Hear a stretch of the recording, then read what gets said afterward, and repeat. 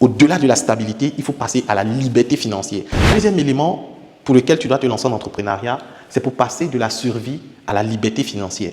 Tu dois passer de la survie à la liberté financière. La survie, c'est quoi? C'est cette étape-là où pour avoir 3 repas par jour, c'est difficile. Ou pour te déplacer, tu fais les calculs. Avant d'acheter la nourriture, tu es obligé de demander tous les prix pour voir quel est le prix le plus bas pour acheter. Avant d'acheter un vêtement, tu es obligé de demander « Ah, est-ce que tu ne peux pas laisser à tel prix négocier ?» Tu es dans la survie. C'est tellement compliqué qu'avoir même le minimum pour vivre, le minimum pour se soigner, c'est-à-dire que tu es dans la survie, tu ne vis pas. Oui, plusieurs sont à cette étape. Mais la vie ne s'arrête pas à cette étape. Tu dois, grâce à l'entrepreneuriat, chercher à passer de la survie à la stabilité. Ce qu'on appelle la classe moyenne. À la stabilité, c'est quoi? Tu as quand même les moyens de couvrir tes charges, de payer ton loyer, de payer ton courant, de payer tes différentes factures, de manger à ta guise. Tu es dans la stabilité financière. Mais la stabilité financière ne suffit pas.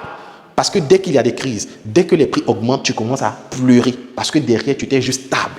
Au-delà de la stabilité, il faut passer à la liberté financière. La liberté financière, c'est cette étape où tu dépenses sans avoir peur. Cette étape où l'argent rentre du nord, du sud, de l'est, de l'ouest, parce que tu as bâti un système qui fait en sorte que sur 2, 3, 4, 5 générations, la galère, la pauvreté ne peut plus vous affecter. C'est de ça qu'il s'agit. Tu dois chercher à entreprendre pour atteindre la liberté financière. Trop de personnes se lancent en entrepreneuriat juste pour avoir la stabilité. Je connais des jeunes entrepreneurs, quand ils font leur business, tant qu'ils arrivent à manger, ils arrivent à payer l'eau, ils arrivent à payer courant, pour eux, ça va. Ça veut dire qu'ils n'ont pas de perspective de conquérant pour se dire, ok, aujourd'hui je suis stable, mais je dois travailler à bâtir un empire pour mes enfants, pour mes petits-enfants et sur 10 générations après moi. C'est ça qui va te pousser à bosser, à travailler pour bâtir un système qui va te permettre et permettre à ta descendance d'atteindre la liberté financière.